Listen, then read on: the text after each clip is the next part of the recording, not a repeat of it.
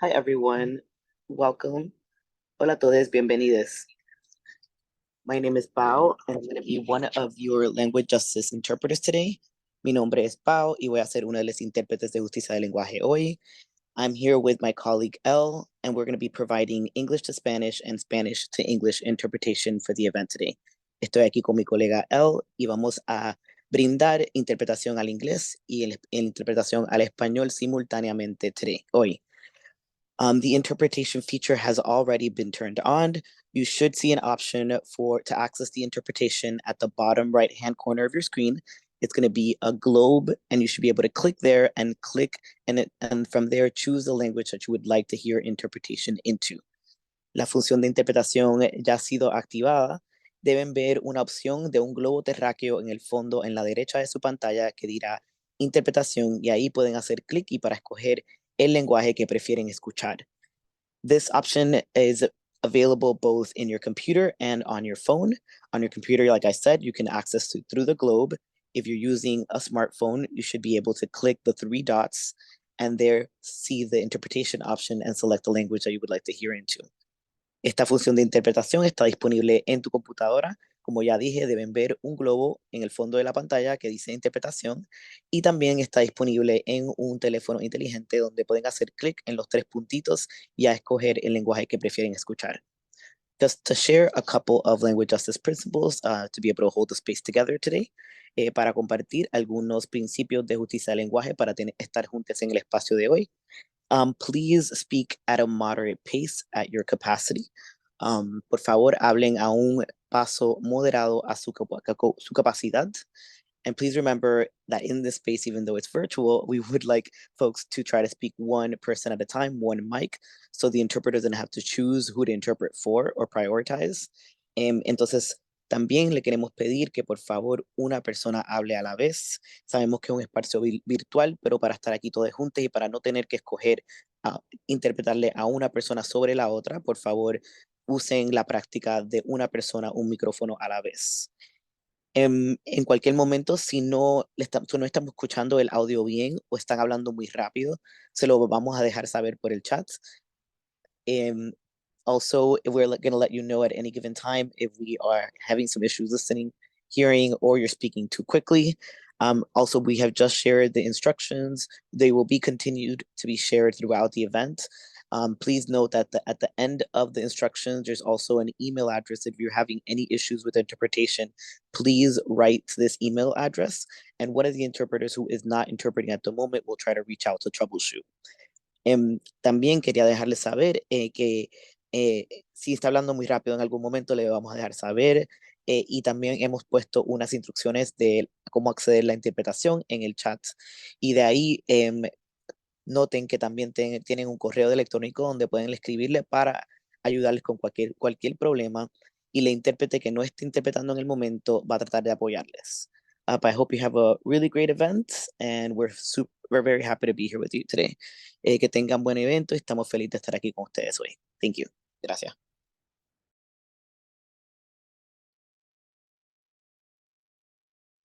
Thank you, Pao. Hello, my name is Michelle Ruiz. I'm the program coordinator at the US Latinx Art Forum. As we begin this event, I would like to take a moment and honor our ancestral grounds and support Indigenous peoples' ongoing stewardship and struggle for resources and homelands. Currently broadcasting from my home in Berwyn, which is on the traditional and ceded territory of the Council of Three Fires, the Ojibwe, Ottawa, and Potawatomi tribes. US Latinx Art Forum. Oh, next slide, please.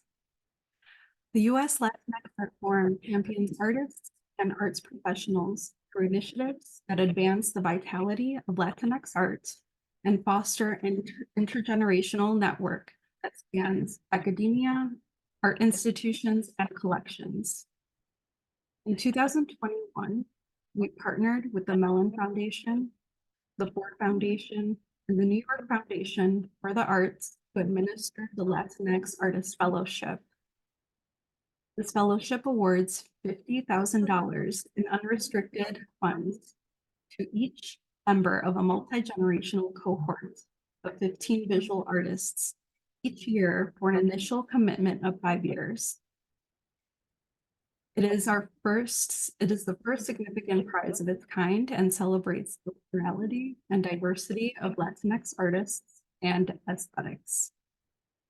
It is designed to address the systemic and longstanding lack of philanthropic and institutional support for Latinx artists, and we are honored to be a partner for this groundbreaking initiative. It is my pleasure to welcome you to Access Intersection Homenaje.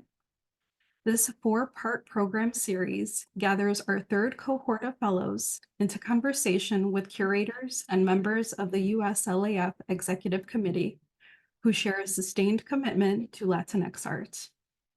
We plan to close our event with a Q&A facilitated by our moderators, and we invite you to submit your questions using the Q&A function below. It is my pleasure to introduce our co-moderators for this conversation: Susanna Temkin, Curator of El Museo at Barrio, and Sonja Gandert, Associate Director of Research Initiatives from US Latinx Art Forum. Thank you.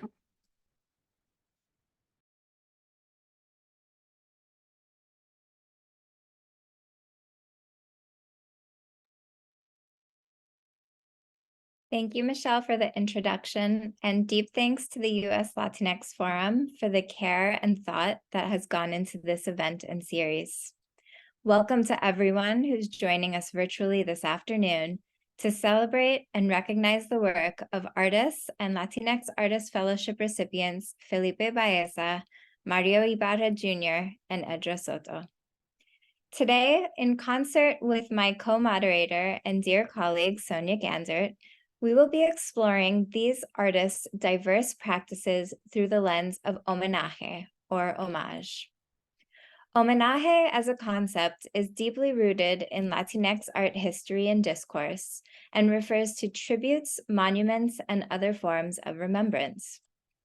Drawing on deep cultural and religious traditions, homenaje is perhaps best readily recognized in the form of familial ofrendas and altares, forms which were taken up by the Chicana movement in the 1960s and 70s as sites for reclaiming identity and as expressions of political agency.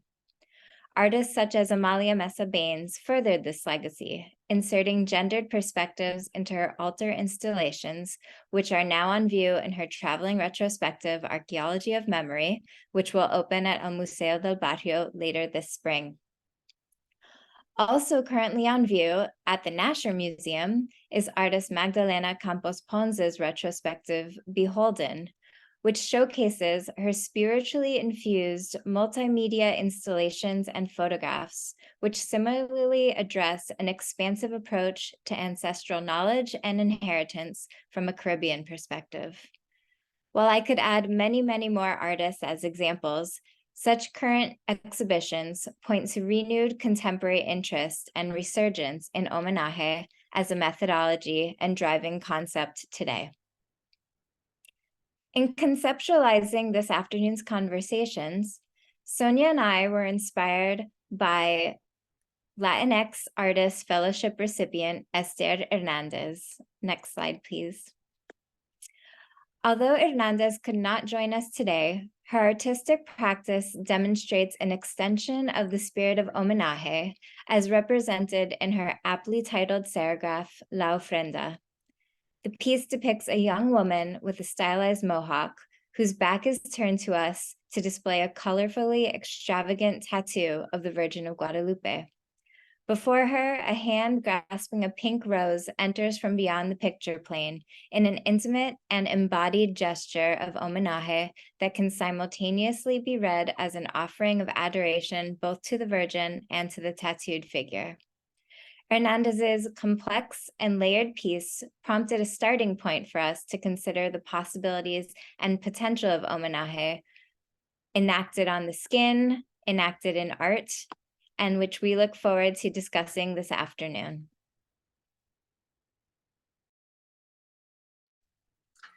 Thank you so much, Susanna. It's been such a joy to collaborate with you and our artist panelists, and thank you again to everyone for joining us here. So building on this long legacy of homenaje, in the work of Felipe, Mario, and Edra, we can observe a particular fascination with the charged significance or resignification of everyday objects. Whether placed in an altar or ofrenda, as Susanna mentioned, collaged into a mixed media composition, or integrated into an installation, notions of accumulation, accrual, and conversely, fragmentation and dislocation unite the work of these three artists. The sacralization or elevation of seemingly banal places, objects, and motifs offer potent glimpses into the past, present, and future, and pay tribute to friends, loved ones, and those no longer with us. We will begin the event with each artist presenting in conversation with Susanna or myself. We will then give the artists the opportunity to converse with one another. And finally, we'll open the floor up to audience questions. So without further ado, it is my pleasure to introduce our first artist panelist, Felipe Baeza. And so Felipe, if you want to join me in the Zoom space.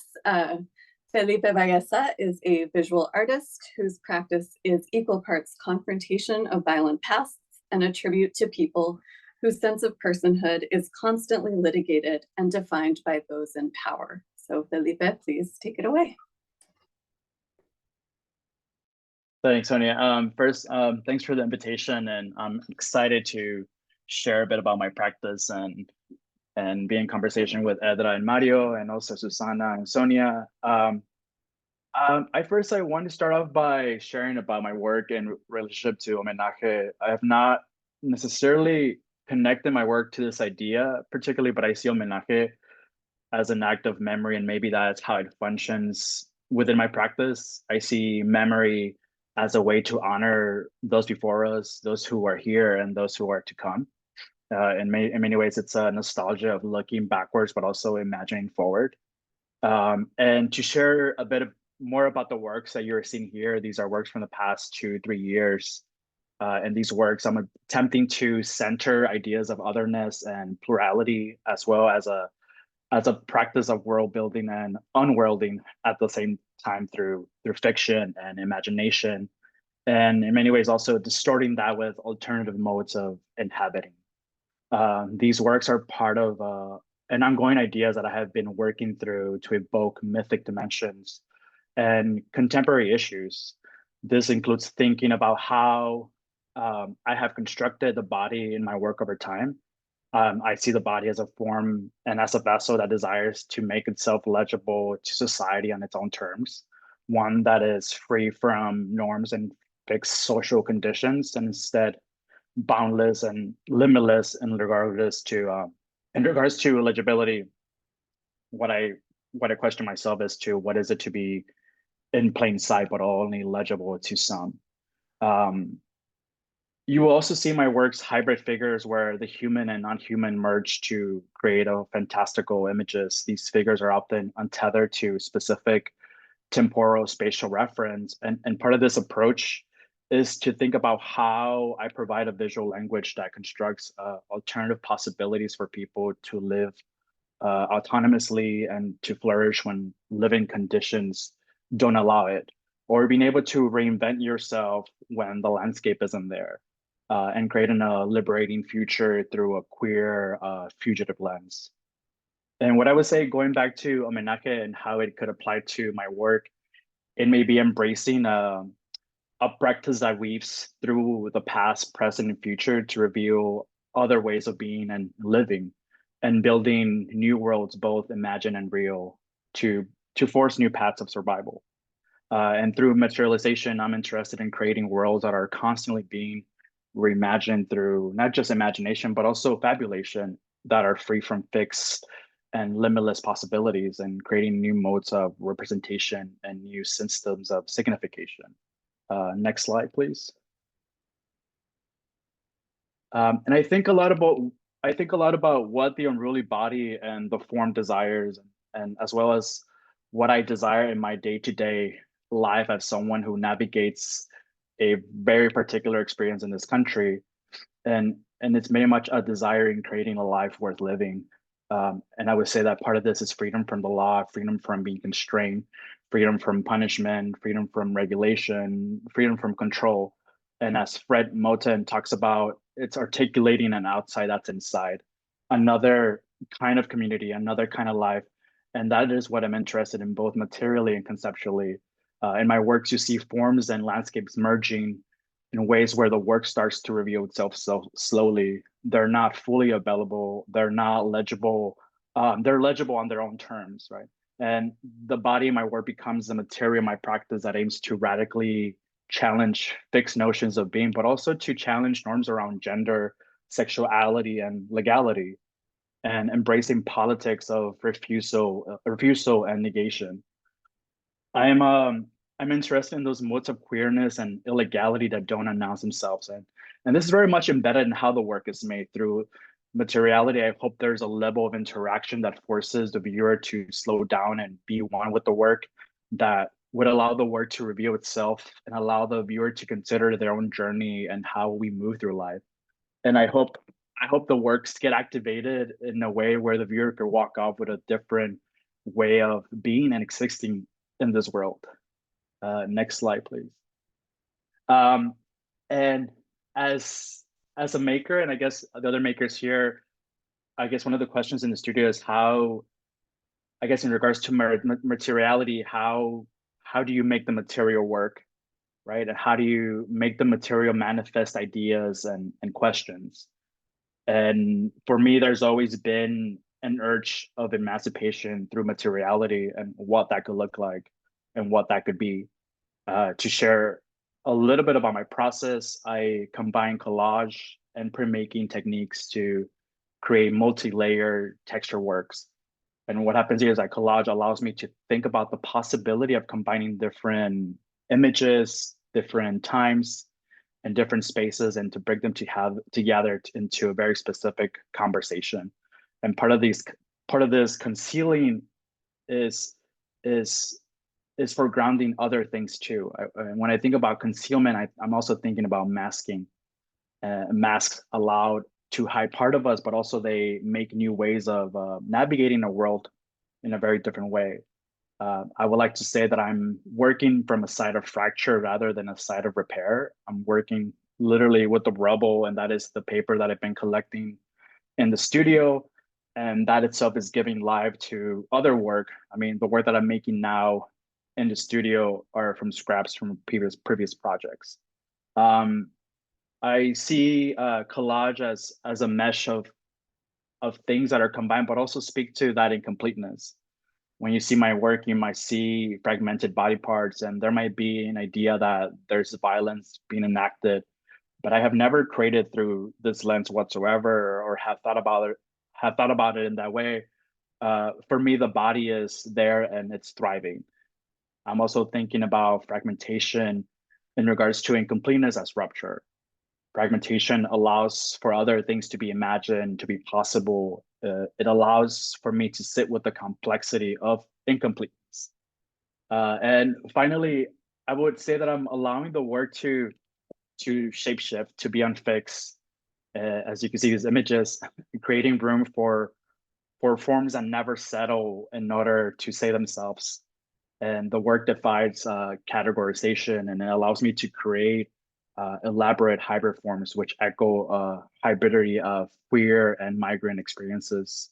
I enjoy creating work in a state that is unfixed. There's no fixed notion to making when I'm in the studio and pushing all logic aside. It's an extremely joyful and frustrating part in the studio, but it's what I enjoy about coming to the studio. And conceptually, materially, the work sits in a very unfixed space. And I hope it manages to stay that way, avoiding rigid and linear categories through new forms and new worlds, and embracing unknowability as a non-horizon. Thank you. Thank you so much, Felipe. I think a lot of questions that I'd love for you to maybe follow up on, something you mentioned in passing, but maybe just get into a little bit more depth on it. I'm really it's so interesting how your work engages so deeply with all of these different theorists. You mentioned fabulations, Idea Hartman, you mentioned Fred Moten. Elsewhere, I've seen you talk about Jose Esteban Munoz, and a couple sort of recurring ideas that come out when you talk about your work. I'd love to just hear a little bit more about when you talk about unworlding, for instance. How do you see your work as sort of enacting that process? And I think in a complementary mode, it is so hard to look at works on a screen and really get a full sense of their materiality. So I'd love to hear a little bit more about your process. I know as well that you had a series of works. I think it might be some of these that were part of a public art project on bus stations. So maybe you could talk about what it means to move the work from a gallery space to a space of sort of public traversing, and how that might shift in light of the idea of homenaje. So that, I know I just threw a lot out at you, but feel free to address whatever resonates. Yeah, I mean, I guess in regards to the question of our worlding, I think part of that is creating portals. In many ways, has been some part of my practice, right, in the past few years, as a way to think about what if the landscape isn't there, as I said, and the landscape wasn't made for many of us in mind, right? And how does one make a life worth living under these conditions? That's where I think portals and the role of imagination and fabulation are quite important, crucial tools of survival when the landscape is not there. How do we enact practices of freedom within the enclosure, right? And I think that's where these pieces are getting to, and imagining new forms of being and existing and embracing what I would say maybe like a radical, rebellious imagination. And the role of art for me acts as a portal that allows and provides for a creation of emancipatory futures, right? I think the part of, as you mentioned, the part of unworlding is disrupting the status quo, right? And I think this is something that I would speak about, is like, what is it to desire something that doesn't desire you? And I think part of that is going back to the Fred Moten conversation, is like how to make a life outside with it, right? And how to, in many ways, live outside the norm, right? And I guess maybe to be more clear, how does one live outside of citizenship, and how and how is that possible, right? And we know it is possible because there are millions of people living here outside of citizenship and still thriving under those conditions without romanticizing those conditions, right?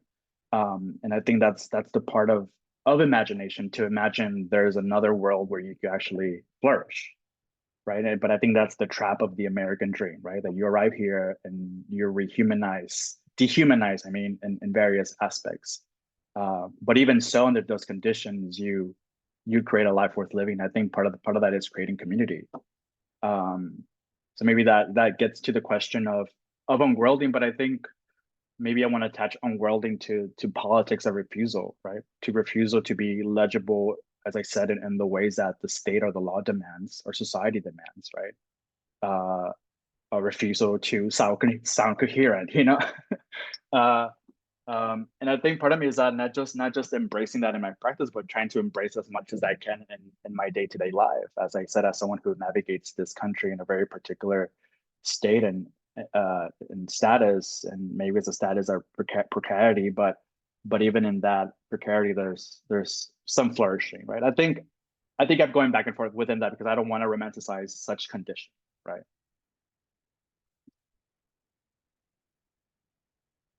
Sorry, unmuting. Yeah, absolutely. That is definitely a tension that I think your work, especially because it has this sort of these forms, these unruly forms, these fugitive forms, are so kind of striking visually and really evocative, even if they do sort of refuse easy meaning or easy understanding. That's really, yeah, I think that's, yeah, I mean, we have a lot to chew on. Yeah, I mean, I agree. I mean, I think one of the ways that we do this is, as I mentioned, is by creating spaces of community, right? Mhm. And I also think that the work is much about responding to a need and a desire to create portals, right? And I think I realized that, that I realized for myself that I was free when I realized that I didn't belong anywhere, and had a desire to belong anywhere, right? And I think rejecting also ideas of nationalism too, right? I mean, I'm a particular person who was born in Mexico, but now lives here. And I think part of that is that unworlding that you speak about, right? That it's also a lot of unlearning too, right? And in many ways distorting the status quo, right? And Yeah. I think materially is like expanding on what that could look like for me. And I think that's why the fantastical and the role of fabulation is so important, because fabulation in many ways offers space for plurality and otherness, that I have found sort of a comfort in, and have allowed sort of these sort of figures to become material, right? And I think that is going back to the process of itself. When you were asking about the process, it's a very sort of layered process. I come from a printmaking background. I think that's also why I'm attracted to paper and the role that paper takes, and how paper reacts and retains its history. And that is very much the backbone of my practice as collage and printmaking, right? I don't think I ever call them paintings, but Right. obviously that's what they get fixed to be paintings, right? Because Right. they're on the Absolutely. surface. And it's also pushing against that I feel like I feel like when I show the larger paper pieces, they're buckling, they're responding to the environment. And I Mhm. like that they function like that as a skin. They carry this history, and they can never be fixed, to stay completely flat. Yeah, In that's comparison to what museums and institutions want. But yeah. Yeah, absolutely. I love that. I think we're going to move on to our next panelist now. So Felipe and I will temporarily leave, and Susanna will come up with Mario. Thank you, Sonia. Yeah, thank you, Felipe. And I love how the idea of community that you were introducing towards the end is something that I think, Mario, you'll be talking about as well as we work through your slides. So always, there's a lot of connections to be made between artists when you get together. So Mario Ybarra Jr., I'm pleased to be in conversation with is a conceptual artist born and raised in Los Angeles, whose artwork operates as examinations of excluded social norms, often examining complete environments, histories, and narratives. So Mario, I'll let you take us into your world. Awesome. Thank you, Susanna. First of all, I'd like to just say what a privilege it is to hear such a dynamic folks speaking. And thank you again to all the institutional support we're getting today, and to the other artists, and to the awesome artist and audience that is here with us today. So my name is Mario Ybarra Jr., or Mario Ybarra Jr., or Mario Ybarra Jr., depending on where you are, just call me. But I wanted to talk a little bit about place. Some of the slides that I brought in today, I brought in installation from about 10 years ago, and some current installations. But in terms of homenaje, and in terms of how I like to speak to my grandmother about what kind of art I make, I try to tackle kind of, historical themes. Like if I take a photograph like this way, it's a landscape photograph. If I take a photograph this way, it's some kind of depiction of portraiture. And if I take a photograph this way, I'm into some kind of self-portraiture. And those are thematics that artists have been taking on forever. Landscape, portraiture, self-portraiture. All of us could have examples of seminal works that represent each of those things. But I don't necessarily, when I go into a position of creating a landscape, go directly into kind of thinking of representing it by a painting or a drawing. What I like to create is kind of these experiential phenomenon. So like homenaje, or honoring kind of spaces, and kind of spaces that we might see or depict in our kind of everyday life in terms of Barrio experiences or, communal experiences, places like butcher shops, carnicerias, restaurants, places that we hang out. And it brings to mind to me a kind of post-colonial understanding of the idea of third space, things that people like Homibama, and Guitarist Spivak were speaking about in relationship to the thing that comes out of a pre-colonial space and a colonial space, and where we could kind of choose from those two spaces to create the third space. Right now, I'm speaking to you from an architecture studio, and the way they consider third space is something that isn't home or isn't work, right? The third space. So homenaje for me in relationship to these kinds of spaces that I see and interact with. For example, here we have one of my installations called Like a Cow Visiting a Butcher Shop, which I made in 2013 for the Arco Fair in Madrid, Spain. And it's a music video set that looks like a carniceria. And, there's, if you look around, there are bongo drums and keyboards and things like this. And this kind of interaction of a kind of music video kind of took on there with my wife, Carla Diaz, and some other folks in the studio playing musicians / butchers. And these things that are kind of places that you walk by, places that we engage in, places that we go to buy things in, places that are in our kind of daily lives are things that I really like to kind of highlight in these things, and kind of like a magician, try to draw folks in with a kind of look of the familiar, or a kind of building up a set of the familiar to then draw them in to some kind of undercurrent or thematic. The way that this work was built was that it was the first time Carla and I had visited an art fair in Miami. And as a young artist in the 2000s, I was really shocked by the kind of art market. And when I came back to LA, people asked me, "Oh, what was it like? What was it like?" And I had to really explain to them that my sentiment was, it felt like a cow visiting a butcher shop. Like, all the respect and homenaje that we have for all these fabulous artists that we kind of are educated to go see in museums and all this stuff.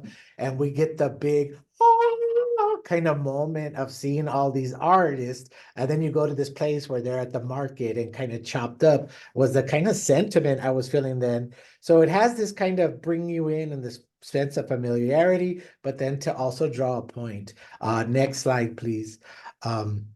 So this is one of my more recent installations. This is an installation called Personal Small, Medium, Large Family, that is the size of pizzas that you could buy in our kind of neighborhood pizzeria called Red West Pizza. And, I've been going here all my life. It's a place where, everybody goes on the weekend, and, baseball teams go there, football teams go there after games. There's an arcade, there's all these things. And it's a real kind of fun place. People are drinking pitchers of beer and eating pizza and video games and all this kind of noise, and people talking and families spending time together. But when I was 14 years old, my best friend Richard committed a murder and was sent to prison for life. And he spent 32 years in prison. But on the wall in this pizzeria was a photograph of him as a Little League baseball player. So whenever I would go there throughout my teenage years, all the way up until just a few years ago when he was released, I would always make sure that I sat and faced this photograph when I had pizza. And my wife would always ask me, "Why are you sitting facing this way?" And I'm like, "Well, I'm having lunch with my friend Richard." And before he was released, I was able to build this large scale kind of replication, or kind of simulacrum, so to speak, of the pizza parlor. But I got to change all the language of the menu and things like this with interview quotes from my friend Richard when he was released after 32 years of being in prison, and a kind of video asking him questions on how he was able to kind of maintain his joy de vivre and his humanity after serving such a long prison sentence. And so it is about this kind of space as well, a kind of homenaje or a kind of homage to the landscape and places where people can meet and where kind of third spaces are being created in conversation and fabulation. I love that word, fabulation. That's going to be on my vocabulary this week, but where fabulation can take place, where kind of narratives can be developed. Yeah, so this is a personal, small, medium, large family. It just came off tour around the United States, and luckily I was able to finally bring it home to Los Angeles at the end of last year. My friend Richard was able to see the work and engage with the work. And he sat in front of the video and watched himself for 2 hours and this interview that I did with him. So being able to bring things full circle in relationship to like how I feel folks can come into a space, engage this space, and are kind of moving their head and kind of looking up and down and around and engaging a kind of three-dimensional space in an experiential moment is kind of how I'm trying to engage this idea of third space and building these kind of community intersectional points. Can you go to the next slide, please? Yes. And one of the biggest ways that I've been able to do this along with my wife and a lot of other artists was that in 2002, my wife and we founded a storefront in the neighborhood I grew up in here in Los Angeles. I grew up in the port of LA in a place called Wilmington, California. But nobody calls it Wilmington. It's a primarily Mexican barrio, and we all call it Wilmas, right? So it's Wilmas. Everybody say it together under your breath, Wilmas, right? And so much so that there's such a sense of Wilmas that in middle school, our PE coaches, like on 10, if we were doing jumping jacks or any kind of exercise, they wouldn't have us yell 10. They would have us yell Wilmas. So it'd be like 7, 8, 9, Wilmas. So like the sense of kind of communal spirit was really kind of infused in us. So as I became an artist, I never thought that there was this kind of individuality of me making art for myself. I always thought that there was this communal spirit of making art for Wilmas, right? And so when I got out of graduate school with my wife and some other folks, we opened a storefront, and that has become now, since 2002, became a de facto art school for all sorts of artists from our local community, artists from across the country. And this fall was our 21st anniversary. And what you're looking at here is this kind of pavilion or poly-sided pavilion that was part of an exhibition at the Long Beach Museum of Art called Ordinary People. And what we were able to do is to take a kind of cross-sectional survey of artists that we've been able to work with across the United States and PR, and bring them together to take on this kind of site or this kind of side of this poly sphere. I got the idea from seeing a multi-sided sundial in a mural that dated to the WPA era, 1939, I believe. I saw this old mural and I saw this funny shaped thing, and I found out that it was this kind of sundial. And I went home and I was really kind of interested in this shape. And I found that my wife in the stove with all the other stuff she stores in there had this kind of salsa and chips bowl that were the same shape. So I kind of pilfered them and I brought them into the architecture studio that I've been a resident in since April of last year, Studio 111. And I was like, can you guys help me design this kind of poly-sided exhibition pavilion? And that's what we did. So what we were able to do is bring in all these young artists from across the United States, and our exhibition was called It's in the Air. So artists from the East Coast, and you could see the red kind of names on the United States map behind us there, all these different folks that we've been working with. A lot of folks from, the Midwest, the East Coast, the West Coast, Texas.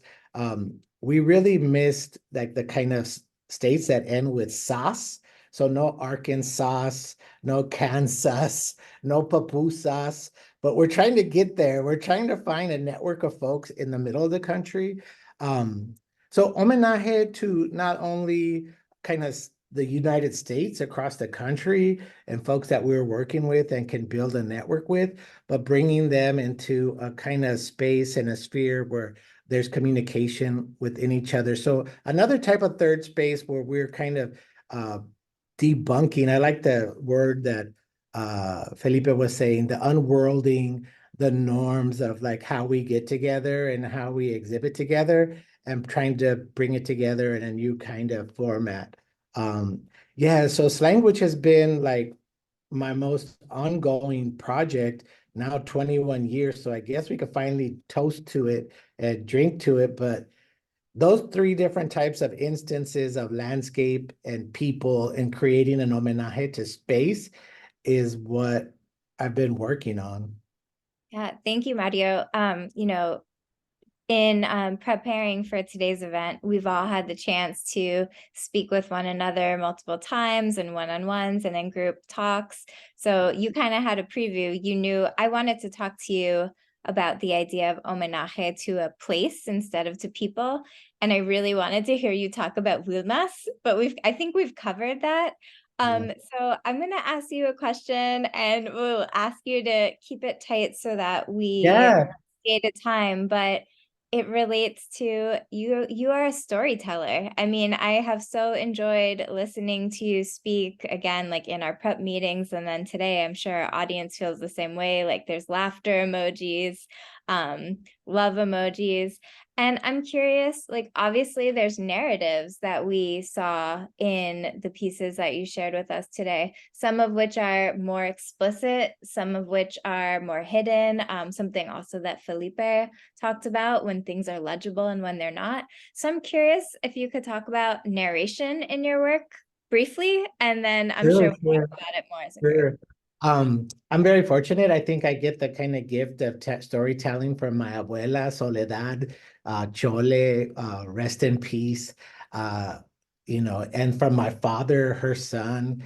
And I think they would get together in the garden and tell stories all the time. And my father was so interested in retelling her stories. And, as a little boy, I would sit there and listen.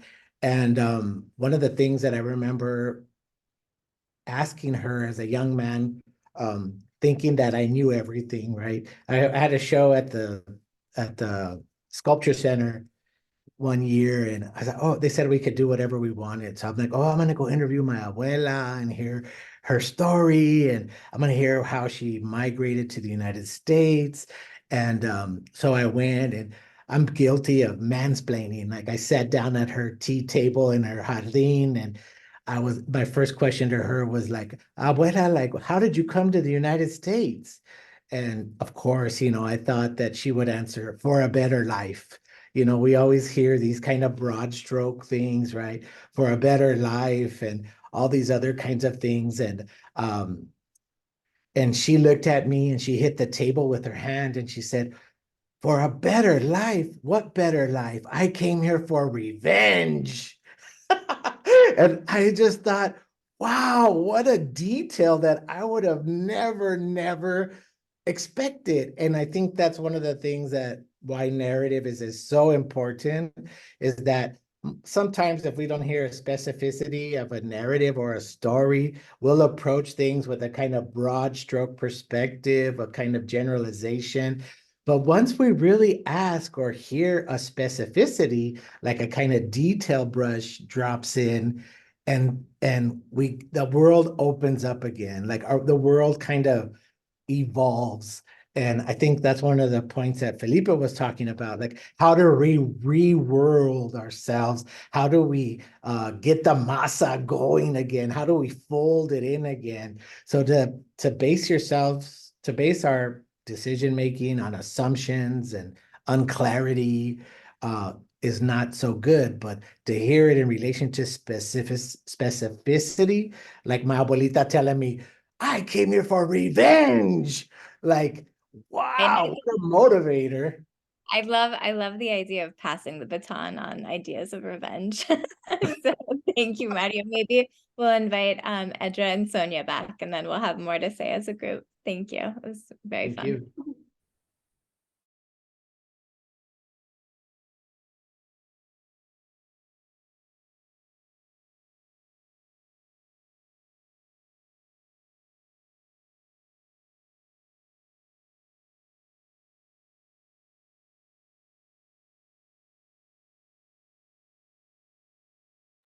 Sonia, I think you're on mute, unfortunately.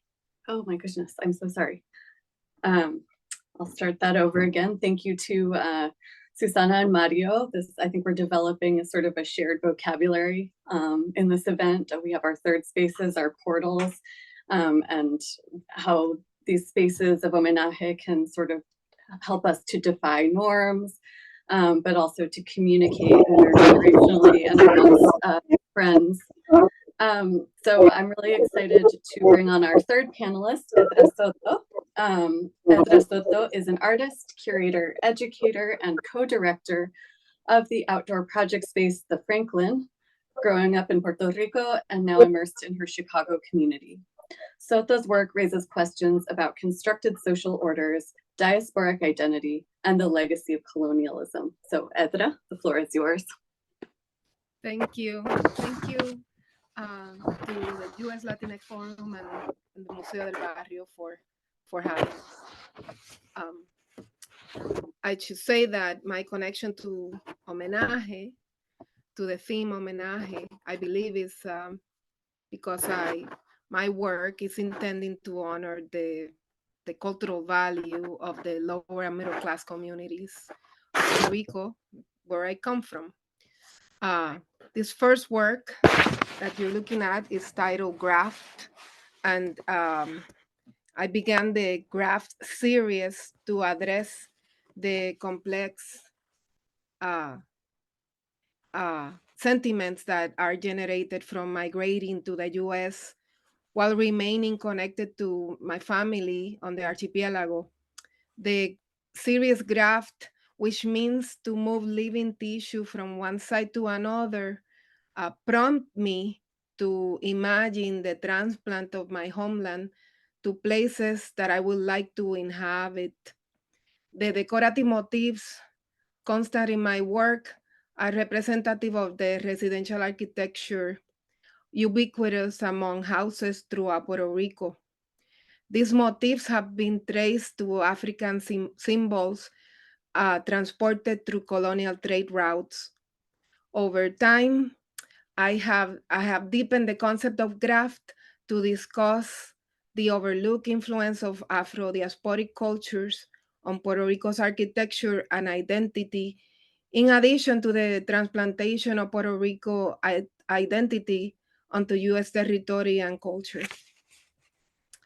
Within the decorative patterns of this work, I incorporate small viewfinders that present my personal archive of images sourced from my frequent visit to Puerto Rico.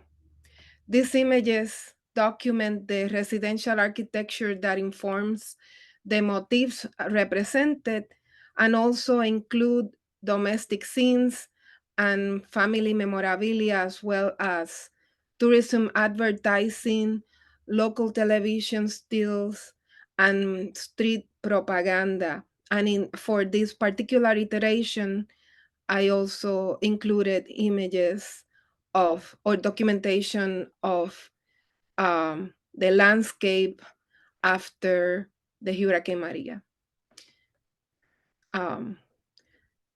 This format is intended to allow visitors to engage with my work on a deeper and more personal level.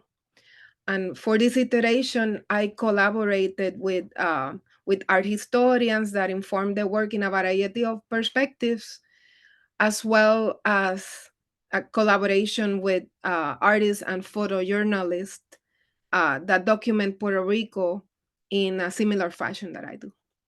Next image, please. This work is titled La Distancia, and it was created for the Chicago Architecture Biennial. And it's a functional bus shelter now. It will be on the south side of Chicago indefinitely. The title of this work, it was extracted from a song by pop singer Yolandita Monge. She have a song titled La Distancia. The song aligns to my sentiments of diaspora. The lyrics of La Distancia refer to the the pain and sorrow of love from a distance. My reflection deepens in the grief that physical distance establishes and distill how place, nation, and a culture imprints itself upon us, grounding us and growing with us, no matter where we are. And this work features a sitting sculpture model on Puerto Rican idiomatic bus shelters. For this sculpture, I sourced the 4-point star motif from a personal archive of decorative concrete blocks from Puerto Rico, rooted in West African Adinkra symbology. In Adinkra, the 4-point star or a band is a symbol of love, safety, and protection.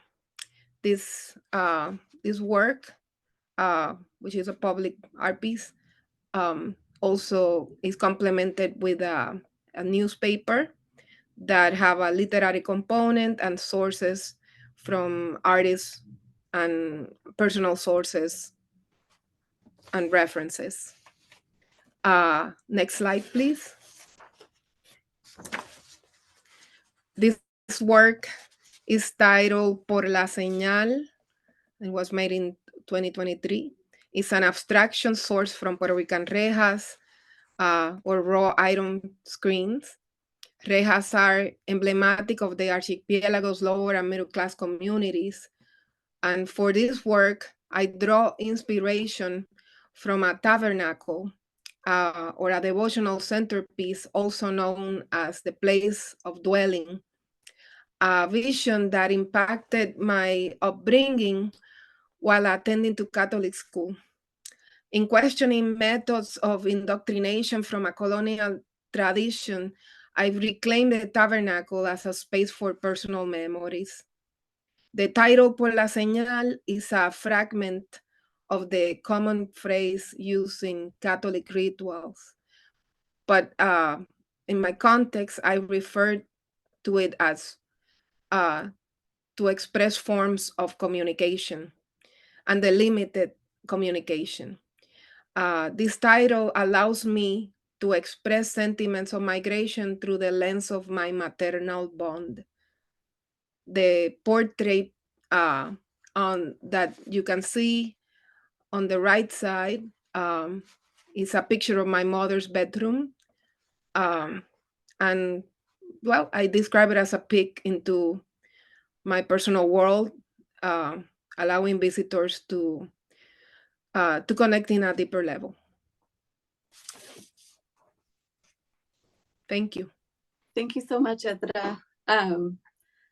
I feel like this is so revealing of all the different diasporic and place-based and culturally specific references that you bring into your work, just thinking about that African influence in Puerto Rican vernacular architecture and the references to the songs and to the sort of the difficulties faced in Puerto Rico in the wake of the hurricane. And I was just wondering if you could say a little bit more, or if you could say something specifically about the role played by abstraction in your work. Because while it does have these coded and embedded references that are so profound, it can function through this sort of abstract idiom and is often perceived that way initially. So I just wondered if you had any thoughts on that topic. Yeah, I think the abstraction itself, it kind of aligns with my taste for formal, a formalism. And how the simplicity of it, it kind of sometimes could be dismissed. At times, the root being the decorative motifs from residential architecture is this type of architecture is not really meant to be contemplated, to be thought of as something that have cultural significance. So I think I connected to it, and I think I was very motivated by understanding that there's meaning behind these decorative motifs. I think that connected me to the idea that I could pursue it, and as something that that should be a part of the populous knowledge in Puerto Rico, because the majority of the people live in this lower and middle class communities. Yeah, thank you so much for that. I'm just wondering how we're doing on time. Okay, great. I guess, yeah, this is maybe just a very quick question, but I wonder if you see your works as acting as this sort of portal or third space, and particularly in thinking about your relationship as a Puerto Rican artist and living in diaspora, and sort of trying to use your artworks to bridge that gap between the island and the archipelago and that diaspora. Yeah, I usually think of them as architectural interventions, trying to inhabit a space outside Puerto Rico. And I think of them as something that allow me to find my space anywhere that any place that I'm addressing. So that's why you can see the three examples are presenting work that is more of an architectural type of work, and then public art, and this particular one that is hanging on the wall. So I really explore all these different formats. It's trying to kind of navigate the different spaces that are available for me to intervene. Wonderful, thank you so much. And I think that does it for these individual conversations. So maybe if we could go ahead and bring back all of our panelists and give them an opportunity to speak to one another.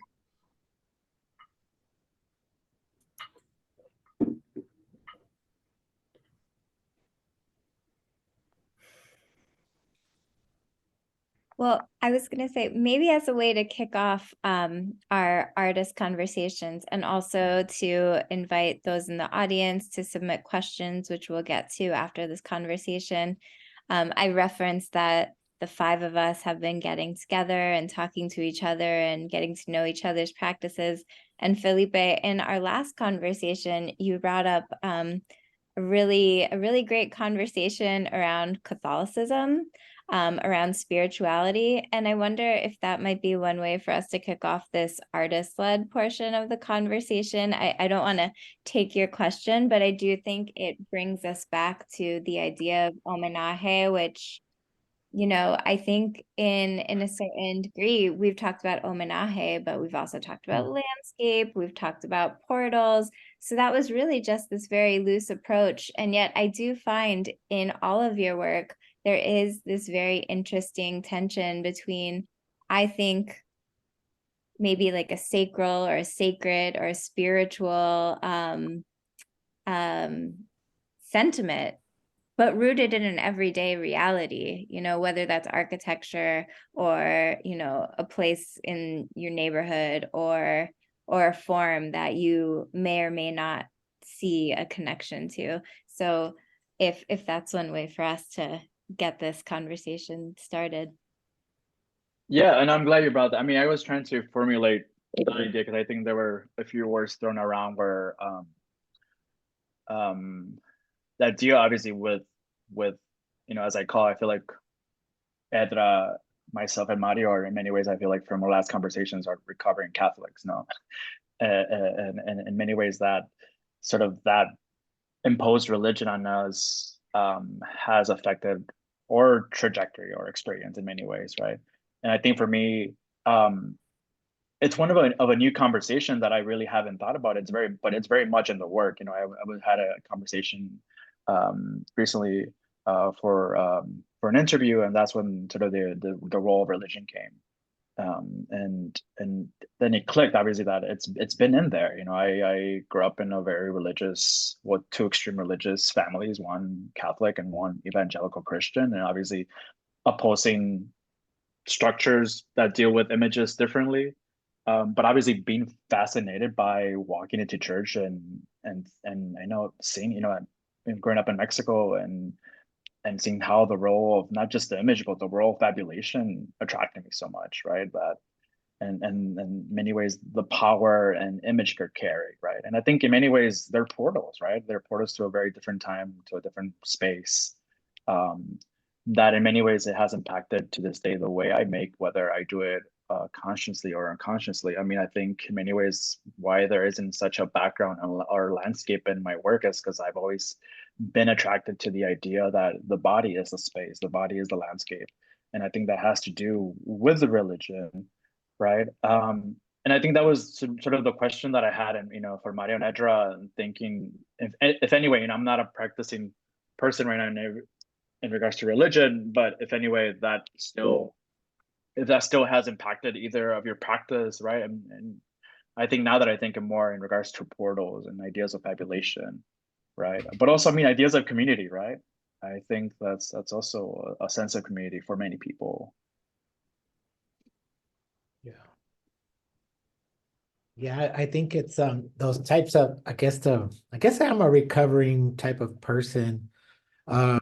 Also from those two ends, from a Catholic end and a kind of evangelical Christian end. Because my mother, when I was a child, she was a Catholic, and I was telling a story the other day where she did the manda on her knees with the roses to the Virgen de Guadalupe and the Basilica in Mexico. And then she converted to evangelical Christian later. And the church was really didactic about what things we had around the house and all these things.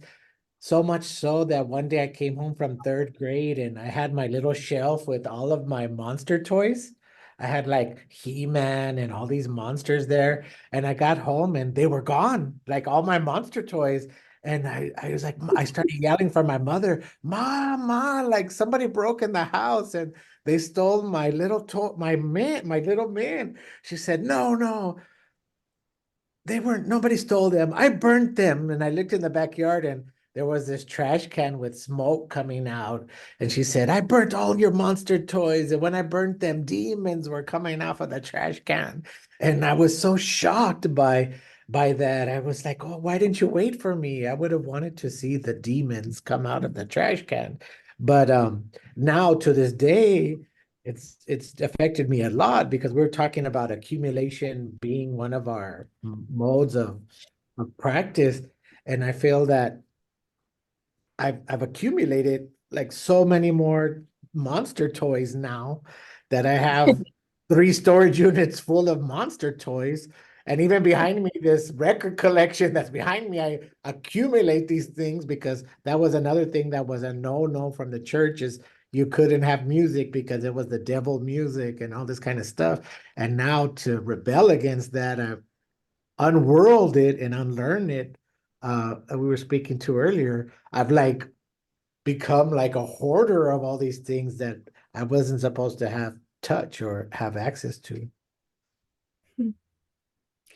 You know, I have to say, I have evolved from the installation format, but for many years I pursue installation as my preferred format. And I think about the space, and I think at some point I made the connection that that the church had or my experience in the Catholic Church when I was a kid growing up in Puerto Rico, I really influenced my decisions in art making, because the church itself it have all these components. You have a stage, you have all this prop. It's like this theatric situation, and you have a performer.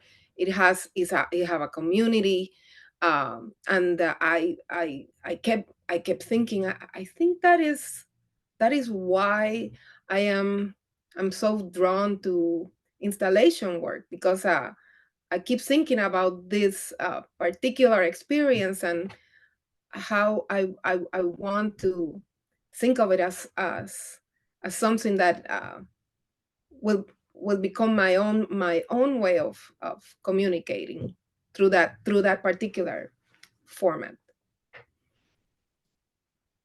but not the connection to the religion itself. I'm not a practicing Catholic anymore. I wanted to make sure that we gave all of you a chance to ask each other any other questions that you have on your mind, and certainly Susanna and I have a never-ending supply of them as well.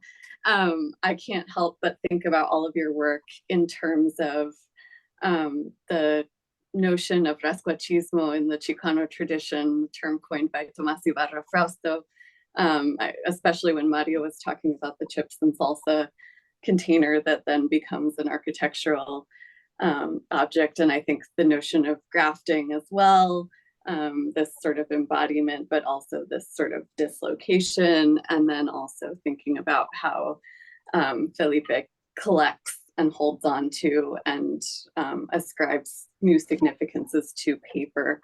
But yeah, if any of you have a question that you want to ask one another, please feel free to do that.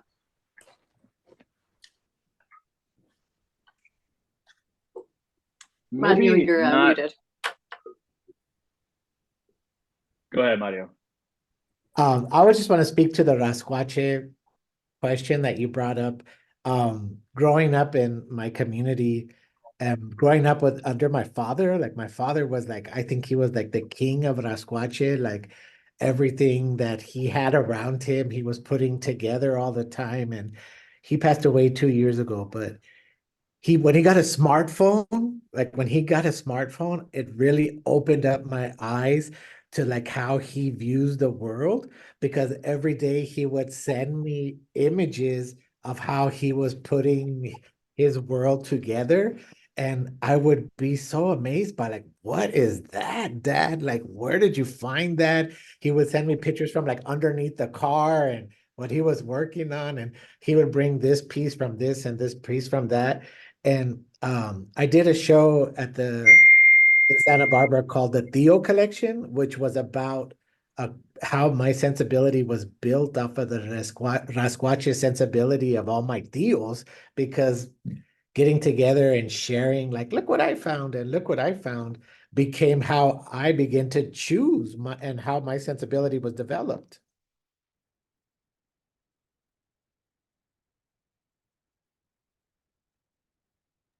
Felipe, were you going to say something? I mean, not so much to that. I mean, I guess not so much a question, but I guess a comment in regards to looking, right? And thinking obviously to Edra's work and Mario's work, and something that I said in my presentation is what is it to be in plain sight and only be legible to some, right? And this idea of coding that happens, I feel like, in all of our works, right, that are accessible to very specific populations. But I think for me, the idea of looking is also, interesting, obviously, as someone who makes art, but also as a viewer, is spending more time with the work, and the work starts to reveal itself, right? I could feel like if you don't spend time in Edra's work, it wouldn't reveal itself in that manner, where you actually will have these encounters with these sort of openings, right? And through these portals, and same, with Mario. And I think for me, the tactic is materialization in regards to how I work with the material as a trap. But no, I mean, not necessarily a question, but also just fascinating in the ways we enact ways of looking, right? That we kind of give these sort of gifts to the viewer if they desire to spend more than 5 minutes with the work, right? And not offer it in one offer and be like, oh, like, here's for you. But yeah, I think that's something that I just thought about in regards to to the presentations. I just want to echo what you said, Felipe, about how all of your works are gifts to the viewer, because something that really strikes me as you're all talking is, there's a real intimacy with all of your works. As you were saying with Edra's, needing to really go close to even find that those viewfinders exist and to start reading through the materials. And I think, Mario, through your work, have physically engaging and reading the signs to know, it's not just any old pizza parlor that we're sitting in. Like, sure, it looks like the one down the street that we might all be familiar with, but there's something really special about that particular place that you've made. And Felipe, also with obviously, I think your material is really the gift that you give to all of us. Just being able to spend time and seeing how you've created these they're specific entities, but they're very transformational. Like you move from limb to limb and they really kind of morph before your eyes. I don't know, as Sonja was saying, if you all have more questions for each other. Otherwise, there are some questions from the audience that we can start interspersing with our own. Yeah. Well, maybe, I think a question from Nova Karina Lucero, who I think articulated what I was trying to say to you, Felipe, in a much better way. I love what you shared about this work coming from a place of rubble, not repair, and what you shared about not belonging anywhere and everywhere at the same time. I'm curious how you balance what seems to me to be two intense feelings and sentiments in approaching your art and or in the making of the art. Oh, I think you're... I guess I want to say that maybe I sounded a bit dramatic when I said I don't belong anywhere, but I think in many ways it encapsulates this idea that I've been negotiating with my existence, as a body over time, right? I came to this country when I was 7, right, and was born in Mexico and grew up in Chicago. And just to share a bit about my trajectory, and obviously my idea of belonging has changed over time. And I think that is the process of being and becoming. And I think in many ways, I'm thankful to be able to go into my studio and think about these ideas and these questions of belonging and what that could be, right? What is it to not just create an emancipatory practice, but an emancipatory being, and what that could look like. And then, as I mentioned, what is it to live outside the norm, and if that's possible, right? I think I also want to be careful, and we don't want to run at the risk of like romanticizing the idea of the fugitive, right? And who's always on the run, right? But I also embrace idea as a fugitivity to live outside the norm, to live on my own terms, right? And I think for me, materiality has made that possible to think about these questions and what they could look like. And I think the fantastical, and I think maybe I wouldn't say surrealism, but more magical realism has been a way as an entry point to think about these fantastical modes of being with actual real experiences. And as I mentioned, going back to thinking other ideas of belonging, right, that are not offered to us, right, and other ideas of existing in this world, and ideas of, as I mentioned, of not belonging to citizenship and what that could look like. I will bring in another one of the audience questions, and this is actually something that I was thinking about as well. And this question is for Mario. Because you're dealing with sort of heavier topics, we have a question from Kevin Cruz, who asks for Mario, could you share a bit about what role humor and playfulness has in your process of honoring the everyday places in your work? Yeah. Growing up in my neighborhood, to be funny was a way not to get beat up. Like, just to be frank with you, like, to be funny and to have a sense of humor, and to be able to deal with like the serious of everything, and the very first game I played with the boys on my block, was make me laugh. So like we would sit in a bench in front of the school, and each of us would have a little comedy routine. And since I was the youngest boy on my block, it was really hard to compete with the older boys. Like I didn't know what to do. I didn't know what my comedy was yet. And but it was really a way for me to process things, to reassess things, like all the reimagining things that Felipe was talking about was a way for me to put things on its head. And I feel like one of the, maybe it was a strategy for survival, a strategy for, oh, I don't know. We were talking about masking earlier, of kind of masking in a kind of cruel environment, for us to be kind of sarcastic and to have a kind of sense of humor, but also to be a segue into kind of conversations.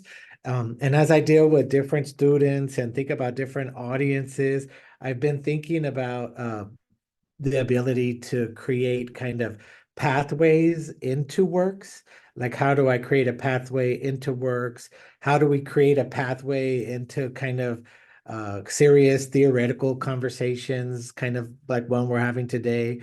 And one of the things that I feel that, teaching institutionally for so long, for me, a way to kind of break the ice for folks to feel welcomed into the space and create accessibility was humor. Not that we stay in humor, like a laugh will be a good icebreaker, but I think if we could get folks to kind of enter into a system with some laughter, then we could open it up to other conversations. So, yeah, there's a lot of different reasons why I strategize being funny. Who knows? Maybe I was just also just gifted with being funny. I have to be frank with you, I have ADHD, so like who knows how I see the world sometimes, and sometimes I'm being funny when I should really shut the front door.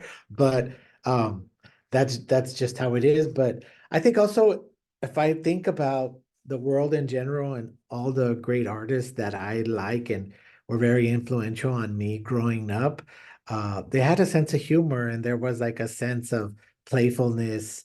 Um, if you're going to choose to engage in something like art that is so, it takes so much of your energy, it takes so much of your brain power, you might as well make it fun. I love that sentiment. And we also, we have many great questions, but we have a question for Edra from Joanna Arteaga Ferrin. Do you find that architecture harbors colonial influence, especially in communities that are historically marginalized? Yes, it does. I think the information that will be accessible to the public, it will also determine what they think about the places where they live. So in for my project, I because it's such a broad subject, I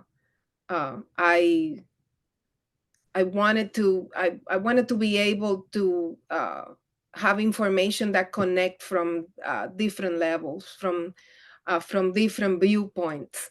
So I have commissioned literary components from experts from different fields, from historians to poets, artists, journalists, to contribute into the, what is the narrative of this project. And I make it all, I've been collecting it, and it's all available.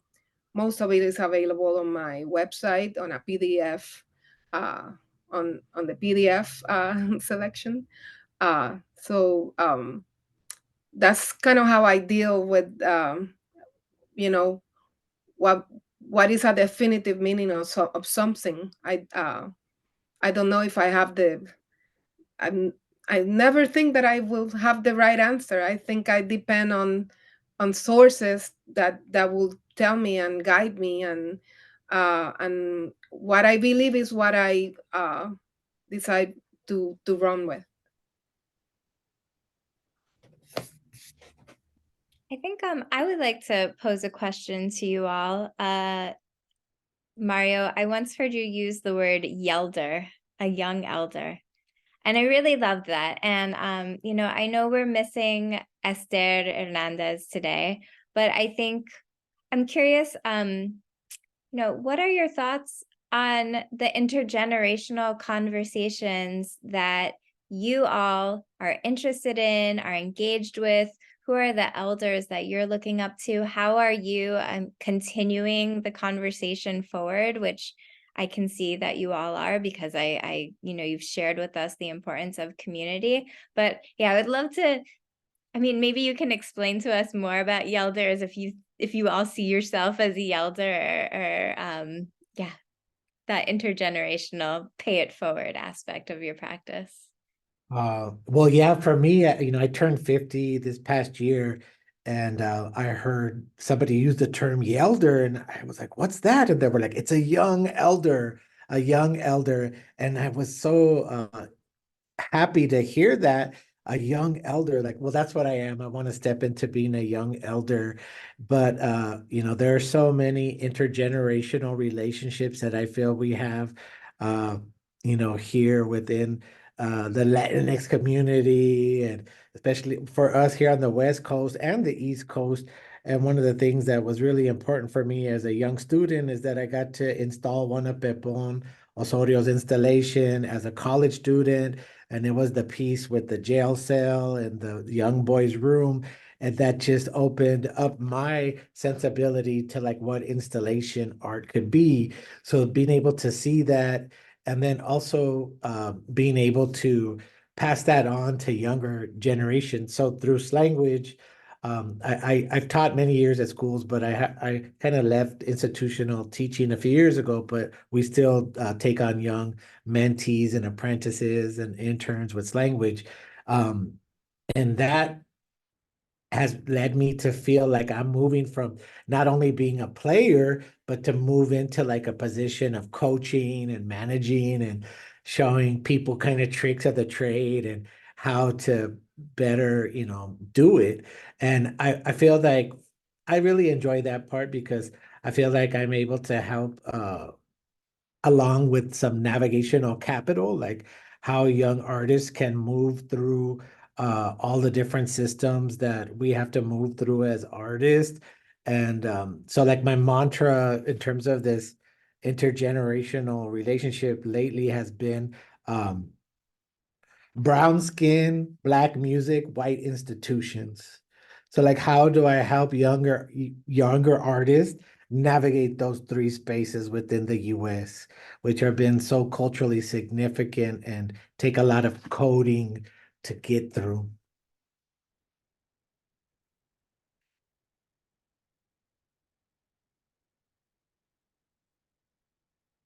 Wonder if either Edra or Felipe want to respond to this question of Yelders and situating oneself within these generational lineages.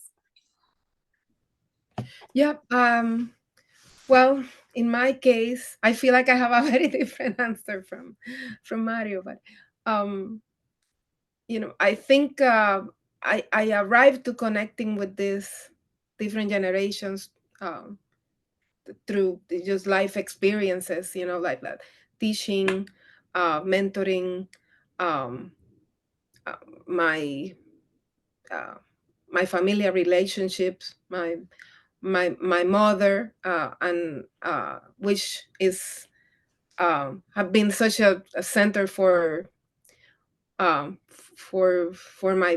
work, and for understanding migration through that relationship, and levels of mental illness. There's so many things that I feel like I recognize that I didn't through that relationship with her, and I think in my work, the way I believe it is presented or it arrives is through consideration and how things are presented, how accessible are things, and it's all in the hopes that all of the different generation connect with the work and it communicates.